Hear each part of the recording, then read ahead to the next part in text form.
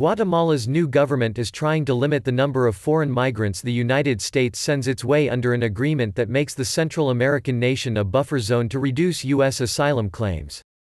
The United States has sent hundreds of Honduran and El Salvadoran asylum seekers to Guatemala under the agreement implemented in November and is now seeking to expand the program.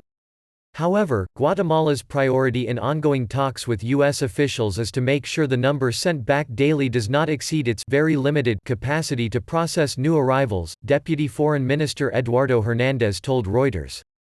"We have only one runway and one migrant reception center," Hernandez said in an interview last week.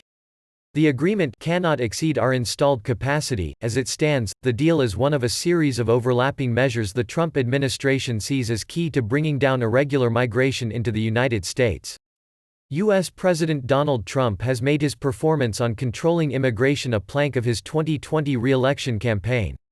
Known as an asylum cooperative agreement and signed by the previous Guatemalan government, the deal is similar to the Safe Third Country Agreement under which asylum seekers who pass through Canada must apply for refuge there rather than in the United States. Critics of the arrangement, and similar U.S. deals with Honduras and El Salvador, say those countries do not offer adequate conditions for protecting at-risk migrants and that their asylum systems are too rudimentary to cope. Under President Alejandro Giammattei, who took office in January, the Guatemalan government has promised to give more information about the deal, which was negotiated behind closed doors and was only partially made public. Hernandez said the government was working with U.S. counterparts to produce clear implementation rules governing issues such as how many families with children Guatemala accepts, whether to extend the deal to more nationalities, and how many foreign asylum seekers it would take per day. "If it is possible, we want to add an annex, something succinct, simple, direct, clear and that leaves no space for interpretation," he told Reuters last week. Under the initial agreement, the United States agreed to only include individual adults, but Hernandez said it was later extended to include families with children.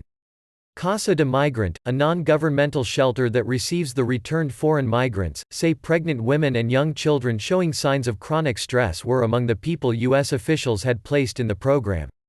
Data released by the Guatemalan Immigration Institute, a government agency, show that through March 3 a total of 789 people have been returned, including 311 children.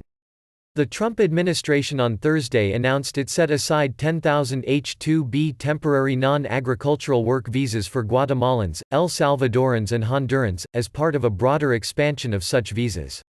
The nationality-specific set-aside is unusual for such programs, and appeared to be in recognition of the asylum deals. The deal with Honduras could be implemented imminently, acting U.S. Customs and Border Protection Commissioner Mark Morgan said on Thursday.